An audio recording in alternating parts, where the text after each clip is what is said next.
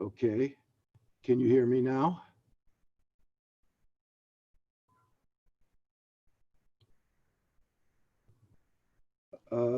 Yes. Good. Is that a good tone? Is that if I stay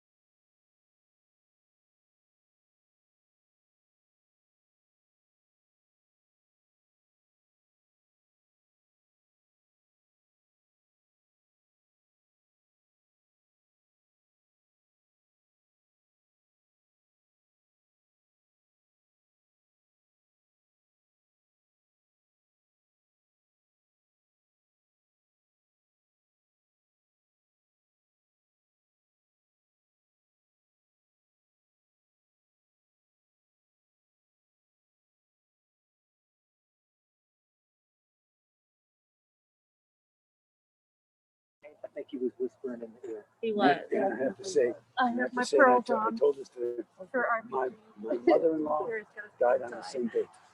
Really? Okay, a few years ago. So between them, they made it happen. Yeah. That's right. They did. Randy, just pull a chair up. Oh, you want to stand? We're going to That's talk a long time. Ladies and gentlemen, if I can remind everyone to please turn off your cell phones for the service.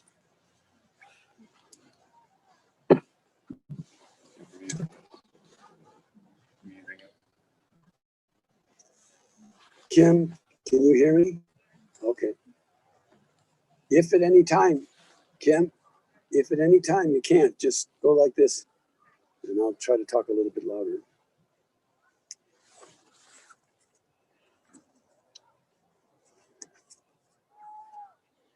Esoinai el heharim, me ayin yavo Ezri. Ezri me'im Adonai oseh shemayim va'aretz. Al yatein lamot raglecha al yanum shomrecha. Hine lo yanum velo yishan shomer Yisrael Adonai shomrecha. Adonai tzilcha yad yaminecha. Yomam hashemesh lo yakeka. V'yareach balayla. Adonai yishmorcha mikol ra. Yishmor et nafshecha. Adonai yishmor tzidcha v'lecha me'atav yad olam. I will lift up mine eyes unto the mountains. What is the source of my help? My help comes from the Lord, maker of heaven and earth. God will not let your foot give way. Your protector will not slumber. Behold, the guardian of Israel neither slumbers nor sleeps. God is your guardian. God is your protection at your right hand. The sun will not strike you by day, nor the moon by night. The Lord will keep you from all evil. He will keep your soul. The Lord will guard your going out and your coming in, from this time forth and forevermore. Eloheinu v'Elohei Avotenu, our God and God of all generations. Thou governest all things with infinite wisdom and mercy, and who guidest the destinies of all of humankind. As a parent have you loved us and showered your blessings upon us. Therefore we shall not murmur, even when sorrow befalls us, but with humility and unfaltering trust we shall accept your decrees. In joy and in sorrow alike we praise your goodness and acknowledge your justice. We remember that we are but strangers upon earth. Like a shadow, our life flees away. Help us, O God, so to walk in your sight, that when the few years of our earthly pilgrimage are ended, we may be ready to meet our end with tranquil mind. To thee we look for comfort and strength. When one of our beloved is taken from us and a link is broken in the chain of love, which binds us together. Though we walk in the valley of the shadow of death, we shall fear no evil, for you are with us.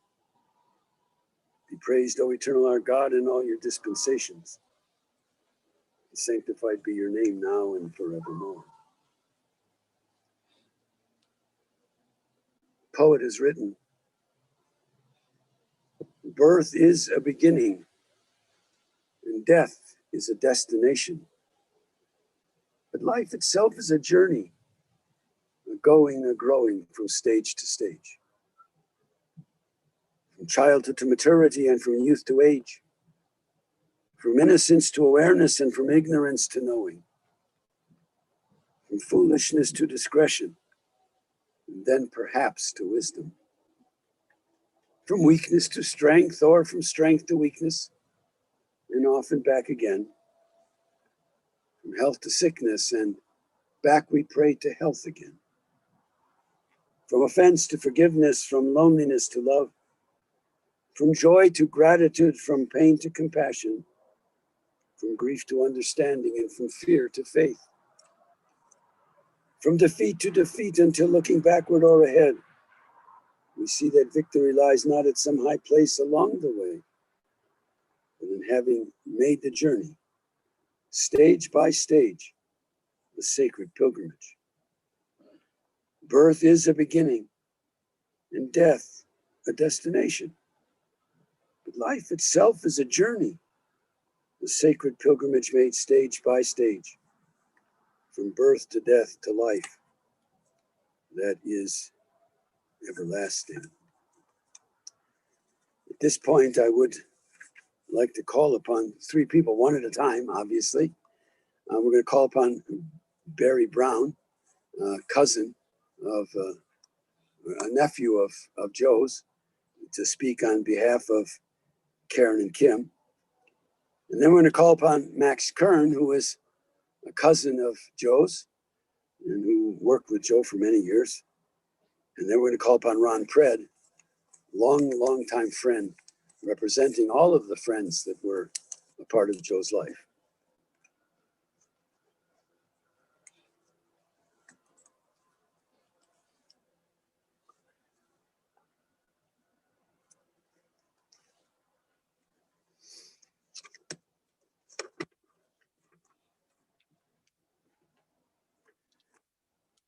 From Karen and Kim.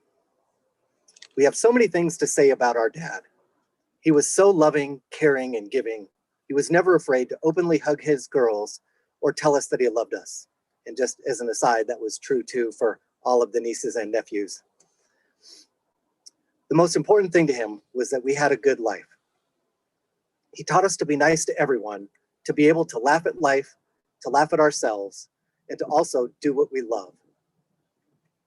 While he may not have agreed with every decision we made, he was still always there to support us. He was a man who believed in women's rights and taught us to be independent women. He loved and supported our mother in everything she did. Dad, some of our favorite memories include going to Grand Lake to go fishing, riding horses, and spending time as a family, most of the time with your mom, Elsie, too. You borrowed friends' condos in order to take us skiing. You took us on family vacations, Pampa to visit mom's family, Hawaii and high school, Orlando and Disney World, as well as a cruise when we were in college. Dad, you even sold your collector's Chevy in order to take us on this trip. Even though you worked 6 days a week at Kaufman's, where you own the shoe department, you still made time to stop by our swim meets on Saturday mornings to cheer us on. We loved watching you play softball on Thursday nights with your amazing friends, where you always hit home runs. Unless mom was there, of course, then no home runs. You took your one day off a week to play tennis and go to brunch every Sunday with another group of incredible friends, up until your MS wouldn't allow you to anymore.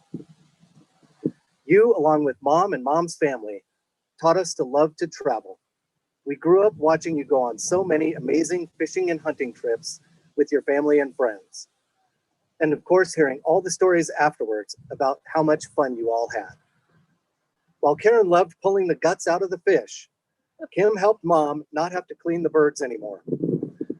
One time when you brought the birds home to clean them and had them in the sink, Kim said, "Oh, birdies, Daddy didn't mean to hurt you." And that was the end of that. You taught us to ride bikes, swim, and eventually how to drive, a stick shift at that. Karen will never forget the time when she was off at college and needed a car. You shipped out a little red convertible and surprised her, which surprises me knowing how Karen drives. We got our love of dogs at an early age from you with Lucky and Abby, and even though you always complained, we know how you loved having Cooper come and visit. You taught us some of life's most valuable lessons, that we should know the value of money, we should never buy on credit, and most importantly, we should always take care of those we love and place family above all else. It was such a blessing to watch you when Mason was born in 2005. You and Gigi had him every Monday from the time he was born until he started kindergarten. And you would take him on all kinds of adventures. You'd take him to the park, museums, Chuck E. Cheese's, and more. Mason loved when you read to him. When Karen married Dave, you couldn't have been happier to gain 2 more grandsons in Alex and Nate. You embrace them as your own, and you love them as such. We were so happy that you got to know and love Reed and Dave. They both love to talk to you about all your passions in life, fishing, guns, and girls. Trevor always had a special place in your life as well, especially since you gave him your first grandson. We were all so sad to see how MS took over your body and your spirit. And while we wish we could have changed the course of your life, we are so thankful for the years we have had with you. We will always remember your smile, your laughter, and your love. We love and miss you, Dad.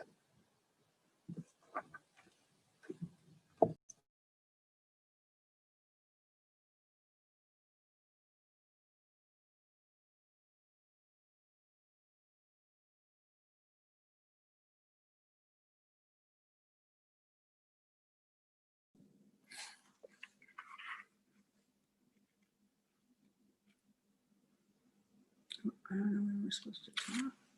You have to set it up on top, I think. I did. Mute. Unmute. Max is unmuted. Okay.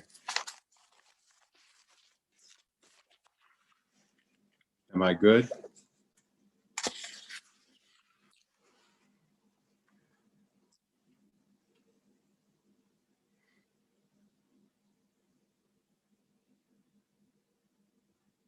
You get a thumbs up from him. Okay. It is my honor to talk to you about my cousin and friend, Joe Max. Wait a minute, he can't hear you. He gave me a thumbs up. Okay, keep going. I'm sorry. Go ahead. We shared the name which came from our grandfather. Max immigrated to the United States in 1939 as a paraplegic. Adolph and my dad went to Ellis Island to pick up our grandparents. In 1939, anyone with a disability wasn't allowed into the United States. A friend of the family provided $1 million bond to be sure that Max did not cost the United States government 1 cent. Adolph, Elsie, and Fred had immigrated in 1936, leaving Germany the day before the SS came for Adolf. My grandmother, Oma, told me about this. My father had made it possible for them to immigrate to the United States. Joe was born in Bastrop, Louisiana in 1939 and moved to Denver when he was 10 years old. Many times, Joe would call Gloria and ask, "What's for dinner?" They would come over, we would go there or share. For quite some time, as my girls were growing up, we spent every Friday night with J&G for dinner. His barbecue was amazing, especially his ribs. Glenda always peeled her grapes and cherry tomatoes and cut them in half for every salad. Joe always called Gloria Mommy because that was what Catherine always said, Mommy, Mommy, Mommy. Whenever Nicole was asked, "Who do you love?" she would say, "Daddy and Doe." Whenever Glenda asked her if she loved her, she would say, "Yes, but Doe more." When I was 10 and Elsie told Joe and Travis to take me with them when they went to lunch, they locked me in a closet in the garage. It was July. Travis met Joe at age 13, became a lifelong friendship. Their stories were amazing: fishing, hunting, college, and so forth. One story, while hunting, Travis's dad always had a glass of bourbon hooked on the side of the window of Joe's car. Opening the car, he spilled the drink, and Joe would go ballistic. He always obsessed over his car. Richard Patek and Trevor often spoke about Joe teaching them to fly fish. It was a life-changing passion for them. I managed Kaufman's for 30 years. Many times, Joe prepared our lunches, consisting of a 24-inch hoagie with meat, lettuce, cheese, onions, tomatoes, and so forth.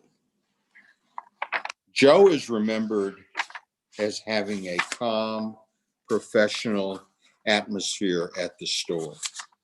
Once I sold a customer 45 pair of shoes. Joe was thrilled. Ka-ching, ka-ching. Spending that quality time with my cousin is something I will always cherish. Joe introduced me to what became my passion, bird hunting and shooting. Once on the way to Kansas, we stopped at the Manor House in Eads. Picture this, 16-ounce T-bone, baked potato, veggies, salad bar, deviled eggs. It cost less than $10.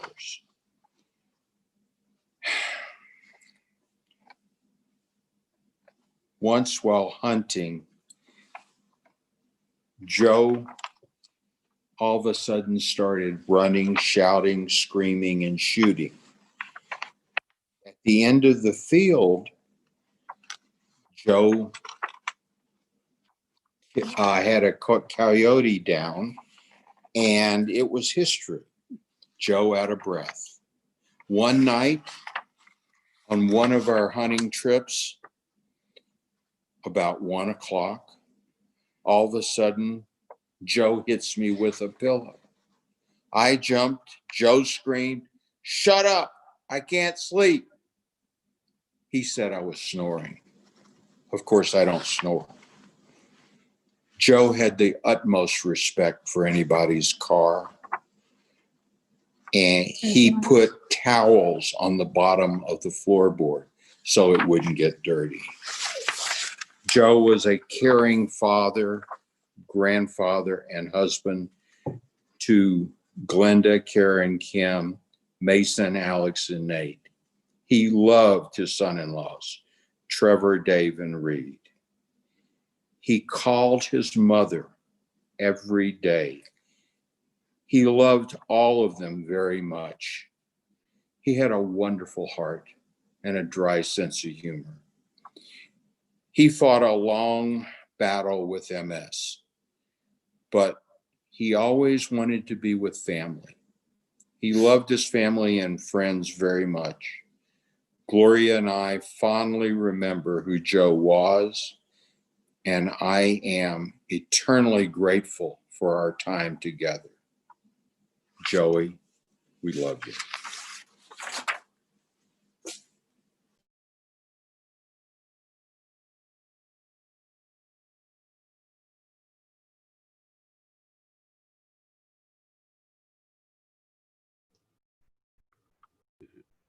Do I go now? Understood, okay.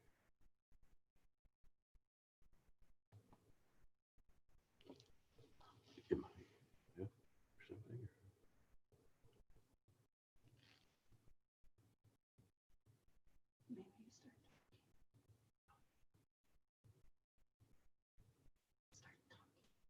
Hmm? Oh, what about it? We're still on mute, I think. No, it's not.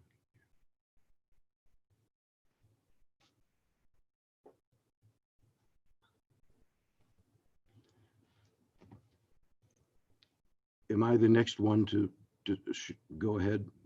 I know I'm the next one, but is this my moment, I guess? Lions, so many others will always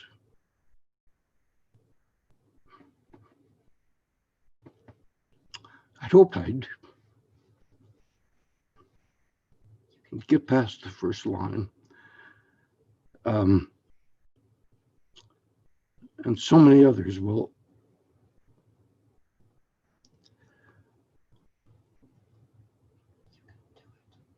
always remember one of our very closest friends and one of the warmest and good-natured people any of us have ever known. All of us who have known Joe and loved him will miss his friendship and his gentle nature, his affection for his friends, his many, many friends. He always rooted for all of us, more than he rooted for himself. I can never expect to do justice to expressing the thoughts of all of Joe's friends who loved him so much.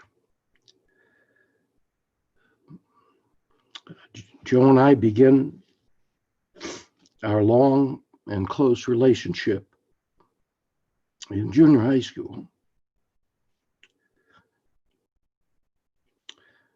In high school, we both belonged to AZA, a club that gave us a lot of opportunities to do the things that both of us love so much. First of all, we had great companionship with the other people in the organization. And we were exposed to a group of Jewish people who many of us didn't know on the west side of Denver. And sports. We played various sports together. And Joe was a great athlete and a great competitor. He had a tremendous sense of humor. He was so easygoing, and everyone recognized him as a great guy and a great friend. Everyone really loved Joe. It was a universal thing among his friends. He had a very small ego for himself. I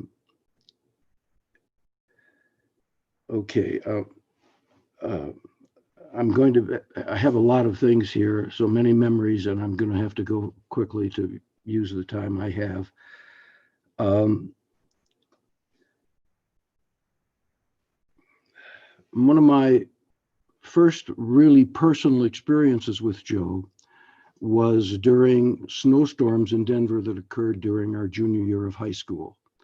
We would cut school and go out to try to earn some money shoveling snow. We started with residences, but quickly got bored with that and decided to go to Colfax Avenue and see if we could shovel some sidewalks there. We were introduced, though, to the roofs that needed snow removal. And Joe and I would climb up on the roofs with a radio. We would spend hours listening to the rock and roll songs of the day, and established kind of a closeness that hard to describe. We had a song that we loved, and I don't know if you'll remember it. It was the Del Vikings and the song "Come and Go with Me." I give you a little rendition for those who don't remember it, but you wouldn't recognize it after I did that anyway. We often repeated that song over the years when we were alone together, and it was a very emotional connection for the two of us. Joe and I were fraternity brothers at CU and roomed together for a year. During that time, Joe was studying to be a pharmacist and spent many, many hours that I don't think anyone realized. You had to memorize so much information, and Joe would lie in bed and mumble these formulas over and over again. He did that almost every night, but he still found time to play sports, which he loved so much. Joe could punt a football 45 or 50 yards. We probably could make the Broncos at one point, and they were so high, you'd get dizzy looking at them. He also played basketball, baseball. He wasn't a competitive guy, though. He wasn't someone who played just to win. He played because he really loved the sports and he loved being with the guys. He just enjoyed all of the time that he spent with his friends.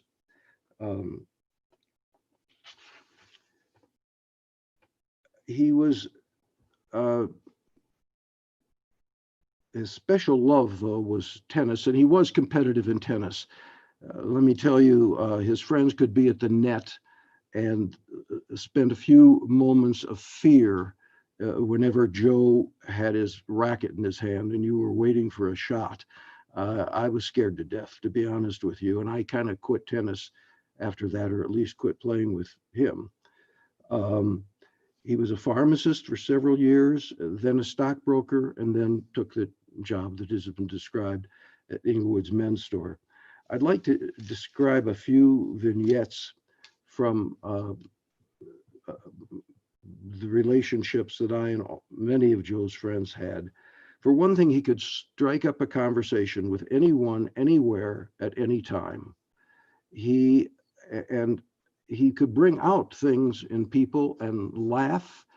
And later, when he had to come to the golf course and couldn't play because he wanted to be there with his friends, he would talk to other players. He would talk to the cart girls. They would be there 10 minutes with him, 15 minutes with him. We were waiting to get drinks and he was over there laughing, and he just had a terrific time. He treated everyone so nicely. He had a gentle sense of humor. I never heard him sarcastic. I never saw Joe angry or yell at anybody.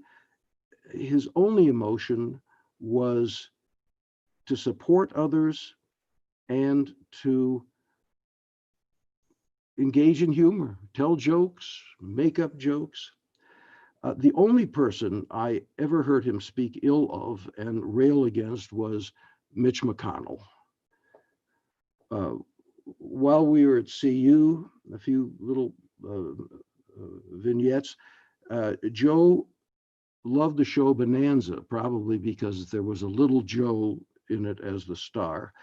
And he forbid the pledges to come down into the chapter room and watch Bonanza. You had to be an active in the fraternity to be able to do that. He was afraid that the pledges would be adversely affected by the conversation that the actives, that was typical of the actives when watching that show or any other. Joe was modest. I remember a baseball game that we had in the city tournament. We were behind 10-2. In the 6th inning, Joe hit a grand slam home run. In the 7th inning, Joe hit another grand slam home run. We tied the game at 10. I don't remember if we won or lost. I've never forgotten the game. I think it's probably a record in all of baseball, even in 140 years of Major League Baseball. Joe was modest, though. I mean, you couldn't congratulate him. You couldn't. I used to tell him about it all the time. Especially when he was sick, I wanted to remind him of his past. He just shrugged it off, as he did with all the other things that he did so well in sports and in other areas of his life. We had a little, I don't know how many minutes I've used, so I'm going to just read and go quickly here. We once formed a little singing group at Buddy Rittenberg's parents' home. We called ourselves Joe and the Country Fish. In our debut performance, the 5 of us, it was Joe and Buddy Rittenberg and Denny Baddock and Marshall Fogel and Steve Wenner. We sang several songs, and the audience grew less appreciative as the number increased. And it was not only the debut of our singing group, but it was the last time anyone ever heard from it due to the lack of enthusiasm in that regard. I understand from Buddy that at a party at Denny Baddock's house, Joe was under the tent and kind of passed out from drinking a little too much and fell asleep with a large teddy bear, stuffed animal in his arms. On a vacation with the Rittenbergs, he'd had enough shopping one day and he decided to go to a nude beach. He went nude, but then hid in the bushes, as I understand it. I can't understand anyone doing this. And then watched the ladies pass by for, I don't know how long, but they had to pry him off the beach. He was a gentle guy. He knew I had no sense of direction. And he would always get in the front seat with me when we went to play golf and when he accompanied us afterward, after he was ill. And he would give me a little nudge with his elbow and then take his finger and point it like this, below where anyone could see it, indicating to me that you need to turn there and you need to slow down there. And I'll never forget that, because I managed to get around and get people where they lived, but thanks to him, especially true when we were out of the Denver area. I remember the day that Joe called me and said he had gone out with Glenda, and I remember for a couple of reasons. I knew it was love at first sight. He was enthusiastic. He was emerged, and after a while, I realized I wasn't going to be seeing as much of Joe as I had in the past. Glenda was a devoted companion, a wonderful caregiver, not only at various stages of their marriage, but throughout his illness. And I can't imagine anyone providing more loving care for an ill spouse than Glenda did, not just for a few years, but for decades. When Joe could no longer play golf, he rode with us around the golf course for years. And at first he would get the pin and he would do all of those things. When in later times when he couldn't do that, he would give us a lot of encouragement and talk to the cart girls and others when he was bored with our poor play. At all times, Joe wanted to be near his friends, dinner with friends, everything he could do to be close to friends, and everyone appreciated it. I know we will all miss Joe in many ways and think of him at many times throughout the rest of our lives. And it was an honor to have been his friend.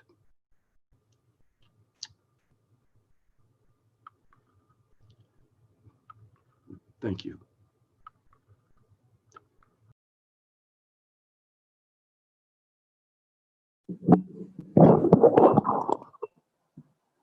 I just turned it back on. There's perhaps no piece of literature that is used more often at a moment like this than the words of the 23rd Psalm. And the reason, I suppose, is that it says, "Yea, though I walk through the valley of the shadow of death." But I learned a long time ago that when King David, who was supposedly the author of the Psalms, when he wrote it, he had something else in mind, and I want to share that with you. His idea was that we shouldn't get caught in the valley of the shadow of death. We should walk through it. And so when it says, "Yea, though I walk through the valley of the shadow of death," it's advice to mourners, because it's so easy to get caught in that terrible place. I'm going to read the Psalm in Hebrew and read it then in English, and if you know it, please say it with me. Adonai roi lo echsor bino deshe yarbitzeni alme menuchot aleni. Nash yeshovev yancheni b'maglei tzedek laman shemo. Gam ki elech begeit samavet lo irara ki ata imadi. Shivtecha mishantecha hema yenachamuni. Ta'aroch lefanai shulchan neged sororai. Shanta v'shemen roshi kasiravaya. Ach tov v'chesed yudafuni kol yamei chayai. Shavti b'veit Adonai la'orech yamim. The Lord is my shepherd, I shall not want. He maketh me to lie down in green pastures. He leadeth me beside the still waters. He restoreth my soul. He guideth me in straight paths for his name's sake. Yea, though I walk through the valley of the shadow of death, I will fear no evil. For thou art with me, thy rod and thy staff, they comfort me. Thou preparest the table before me in the presence of mine enemies. Thou hast anointed my head with oil. My cup runneth over. Surely goodness and mercy shall follow me all the days of my life, and I shall dwell in the house of God forever. Beloved family, dear friends, I hope you'll permit me just a few moments to add to these very beautiful tributes to our wonderful beloved Joe. From his daughters, to his cousin, to his friend. Everybody expressed something very special about Joe's personality. And we all knew him and we all loved him. We all cared about him. I know how very difficult these moments can be, especially during this. Why don't you rest of you sit down? Because, you know, we were each given 3 minutes. Thank you, Ron. We were each given 3 minutes, so I'm going to take more than 3, but so please sit down because there are some chairs left. Just joking. It's always hard to come to this time and to this place. But with COVID, and especially with Kim, who has had COVID and has COVID, she has to sit over there. She said, I feel like a leper. I understand that because this is a terrible time. And the truth is that if we weren't in this time of COVID, I have no idea how many people are on Zoom, but I can imagine that there would be hundreds of people here today. Even though Joe was 81 years old, there would have been hundreds of people, almost 81. There would have been hundreds of people here because everybody loved him. And he had the kind of personality that people could gravitate towards. This is also a bittersweet time. Bitter because death has come to a very loving and caring human being. But there's also a sweetness to this because whatever pain there was, physical, and there certainly was, but also emotional pain. Joe's lived with this disease for a long, long time. I'll say a word about that in a moment. The truth is that we can rob death of its ultimate victory by living life, as long as we are privileged to have life. And I say that to you, Glenda, and to you as children, as grandchildren, even one who's across the world. And I hope he's on Zoom, and I hope he could hear this, because Joe was proud of him as well. There were many people who wanted to be here today, but we are here and we represent all those people. The truth is that this is a difficult moment. Death has come to Joe as a friend, not as an enemy. Because finally, as someone has said, you know, this disease robbed him ultimately of his desire to continue. And that happens from time to time. There's a wonderful story told about a king forging from his crown a chain, and a slave make of his chain a crown. And there is a caption under this cartoon. It says, life is what one makes it, no matter of what it is made. And I think that that is true of Joe. To have had this terrible disease for 40 plus years could have robbed him 40 years ago of his hope, could have robbed him 40 years ago of his desire to move forward, but it didn't. And so what could have been a slavery became a crown. And that's the kind of person that Joe was. As an aside, I do have to say, because we joked about this yesterday, Joe is wherever this other world is, and I have no idea. I'm not anxious to find out either, and I've not been there, so I really don't know about it. But he's there, and he helped yesterday happen.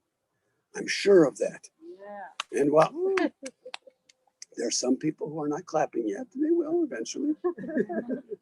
But I'm sure that if there is such a place, he was helping to make that happen. Joe was also that person, and I want to say something about this because I don't want it to be left. His family came here in 1936. You know, we think about survivors almost exclusively. We say that survivors are the people who went into concentration camps and they ultimately survived. And I do not want to take anything away from them because their experience was obviously very difficult. But there are other survivors. There were the survivors of people who had foresight and left, as his parents did.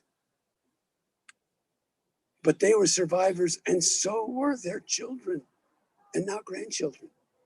They're survivors. And there were those who went into the Far East and stayed ahead of the Nazis. And there's those who went into hiding. They're all survivors. But what this life reminds us, his life reminds us that Hitler could never really win when there are people like Joe Kaufman who made a difference in their own lives and said, I will remember. I won't forget. But I'm going to teach it through being kind and being good, being understanding. He understood that life itself was sacred. Yeah, there are tasks for you as his family, real tasks. You have to grieve for his loss, not just to recognize that the sweetness of his death has finally relieved him of that pain, but you have to grieve for that loss because you as family, you have lost somebody special. Just have to wonder, what is beyond this world? I don't know. But we have to live in such a way that we take that seriously. We have to remember, each of us has to remember, that's a task that we have, to remember who he was to us. Not just to the family, but who he was to us. And I do remember that. And lastly, we have to try to emulate who he was so that others can continue to learn. And that's how we give immortality to those who've gone before us. Live life. Live it as best we can. Yes, he had all of those issues. He was a pharmacist and a stockbroker. And I'm not sure he really loved selling shoes, but he did it. But it was all about trying to move forward because he was a busy person. And I suppose he didn't do what he really wanted to do. Glenda told me yesterday, he really wanted to be a dentist, but enough school. And so he lived his life almost saying that other people were more important than what he wanted to do.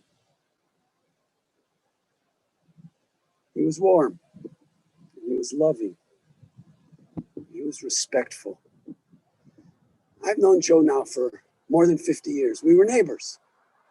We all lived at the time. And where did we live? What was the name? Virginiaville. Oh, yeah, Virginia Vale. All of a sudden I forgot. When you wait 50 years, it's a long time and you forget names. We lived in Virginia Vale. We just lived less than a block from them.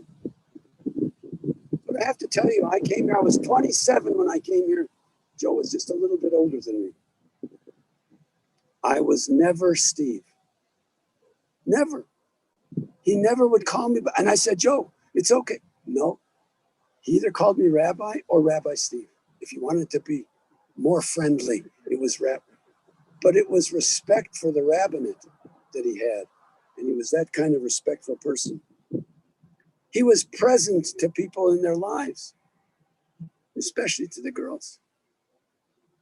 He would be at their places on Saturday to watch those swim meets, and then went to work. He was devoted. He was loyal. He had so many friends. Why? Because he was a good friend. It wasn't just that they liked him. He was a friend to others, and therefore they could reciprocate and be a friend with him because of the personality that was his. I didn't know that he was a hunter. Surprises me a little bit. Fly fishing, I understand. Hunting, I'm not so sure. But he did what he wanted to do. And it was important for he and Glenda that they each had their way of living life. And they had their way of living life with things that they enjoyed to do together. He always wanted to be home. And he always wanted his home to be open, not just to the girls, but to their friends. And so their friends appreciated who he was. And he and Glenda went to many weddings of the girls' friends because he was that kind of person. He was wonderfully supportive of his daughters, even if he disagreed with them, and supported them in their efforts. Yeah, he had that dry sense of humor. I don't know whether Joe told a lot of jokes or not, but he always laughed, and he could appreciate them. He wanted other people to feel comfortable in his presence, even when he was limited to a chair. He wanted others to recognize that they counted. And then eventually MS took his spirit. And that's what caused this day of sadness for us. I realized it was a downhill kind of thing. But the truth was that he didn't want to live any longer. I remember visiting with him a few months ago, even during COVID. We went, talked. He was not the same Joe. He listened. He was respectful. He talked very little, but it was clear that he was so very, very weary of fighting this disease. But mostly in his life, it was this family that meant so much, these grandchildren of whom he was so proud. Even those who came into the family, he's proud of all of them. Proud of a grandson who serves this great country. It's important to him. Proud of his daughters and those whom they have brought into this family circle. He loved them all dearly. But obviously, Glenda, it was to you that his greatest loyalty and his greatest love was found. Yeah, you had a blind date. You told me about it yesterday. I recognize that. But he was always present. I think of you as being that person who was always out front. Joe was always there to support. I think of you in National Council of Jewish Women and all of those political forums. And Joe was there. He was there. Always wanted to lend his support to whatever it was that you were doing. And that's the kind of person that Joe Kaufman was. We will all miss him. We will all miss him because we all had a relationship with him. We can only hope and pray that you as his family will find comfort, not just in the expressions that will be given to you about other people's relationships with him, but you'll find comfort in who he was in his highest moments of living. Perhaps these words will be helpful. The poet wrote, "When I die, if you need to weep, cry for someone walking the street beside you.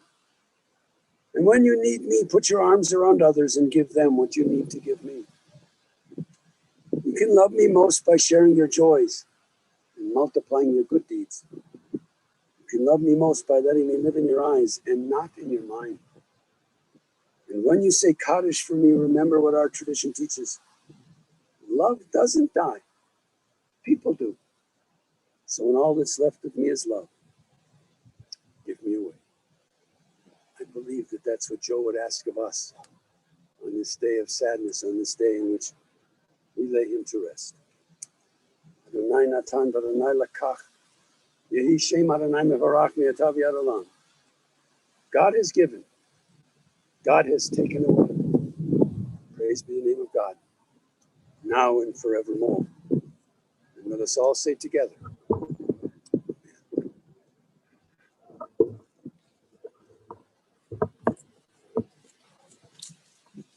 in the rising of the sun and in its going down, we will remember him.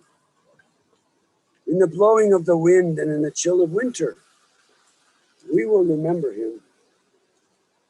In the opening of buds and in the rebirth of spring, we will remember him. In the rustling of leaves and in the beauty of autumn, we will remember him. In the blueness of the sky and in the heat of the summer, we will remember him. In the beginning of the year and when it ends, we will remember him. When we are weary and in need of strength, we will remember him. When we are lost and sick at heart, we will remember him. When we have joys we yearn to share, we will remember him. When we have decisions that are difficult to make, we will remember him. When we have achievements based on his, we will remember him. So long as we live, he too shall live. For he now is a part of us. We will remember him. Baruch atah Adonai Eloheinu melech haolam, asher yatzar etchem b'tzamo v'zan kilkel etchem b'tuvo, v'mit etchem badin v'natav b'tochechem chai olam. Baruch atah Adonai dayan ha'emet. We praise you, O Lord our God, ruler of the universe, who forms us in the divine image, who nourishes and sustains us in your goodness, causing all of us to die and planting immortal life within us. We praise you, O God, the judge of truth.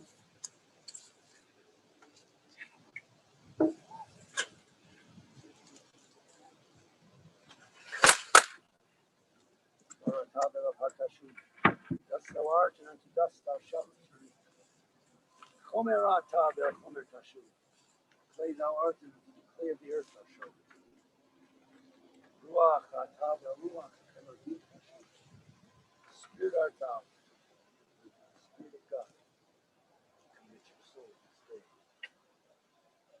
Most of you are aware it is considered to be an act of love and kindness in our tradition to assist in burying the dead.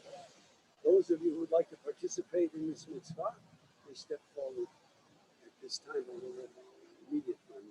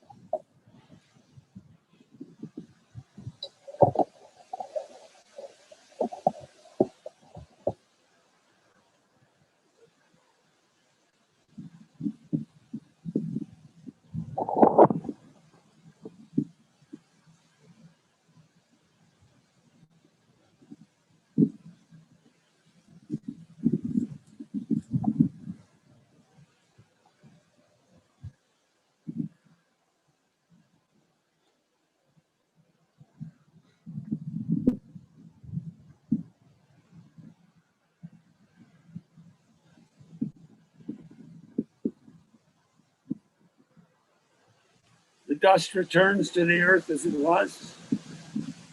The spirit returns to God who gave it. It is only the house of the spirit which we will lay in the bosom of the earth. But the spirit itself cannot die. For here too our dear ones continue in the loving remembrance of those to whom they were precious. Receive in mercy, O God, the soul of our beloved Joe Kaufman. Grant him that everlasting peace. Though no human eye has seen or ear has heard, your mind has compassed it. Still it is our sure inheritance and our everlasting portion now and forevermore. So I would ask you now, dear family and friends, to please rise, that we might recite together the words that have been hallowed by centuries of faith, the words that have been glorified in our tradition, the words of the Kaddish prayer. Yitgadal v'yitgadash Shemei Rabbah, v'yalma divrach chirutei v'yamlich malchutei, v'chayechon v'yomechon, v'chaye dechol Beit Yisrael, v'agalahu v'zman kariv v'yimel amen. Yehei Shemei Rabbah mivolach, le'olam u'le'olmei olmaya, yitbarach v'yishtabach, v'yitpa'ar v'yitramam v'yitnaseh, v'yitadar v'yitalev v'yitalal, Shemei dekutsha v'richu, le'elam min kol birchata v'shirata, tushmechata v'nechimata, v'amiram v'yalma v'yimaru. Yehei shalom araba min shemaya v'chayim, aleinu v'al kol Yisrael v'yimru amen. Oseh shalom b'mrama, hu ya'aseh shalom, aleinu v'al kol Yisrael v'yimru amen. El malerachamim shochein b'amromim, Amitzei menucha nechuna tachat kanfei hashechina, im kadoshim ta'orim kazor harakia mazirin, et nishmat Moshe ben Aharon ve'Esther, shalach le'olamo, bal harachamim, yastirehu b'seiter kenafav li'olamim, vayitzror b'tzror ha'chaim et nishmato Adonai hu nechalato, yanuach b'shalom al mishkato, v'nomar amen. God, full of compassion, eternal spirit of the universe, grant perfect rest in your sheltering presence unto Joe Kaufman, who has entered into eternity. O God of mercy, let him find refuge in the shadow of your wings, and let his soul be bound up in the bond of eternal life. Breathe out his possession, and may his repose ever be peace. The departed whom we now remember has been called unto the peace of life eternal. He shall still live on earth in the acts of goodness he has performed, and in the hearts of those who will ever cherish his memory. We pray that the beauty of his life will ever abide among us all as a living, loving benediction. May the source of peace send peace to all you who mourn. May God comfort all the bereaved among us, among Israel, and all the nations and the families of earth. And let us all say together, Jo lech kishalach Adonai. Go your way, for God has called you. Lech Adonai yimach. Go your way, and may God be with you. Halach lefanecha tzidkecha kevod Adonai yasvecha. May your righteousness go before you. May the glory of God receive you. Let us all say together. Ladies and gentlemen, thank you. That does conclude our service.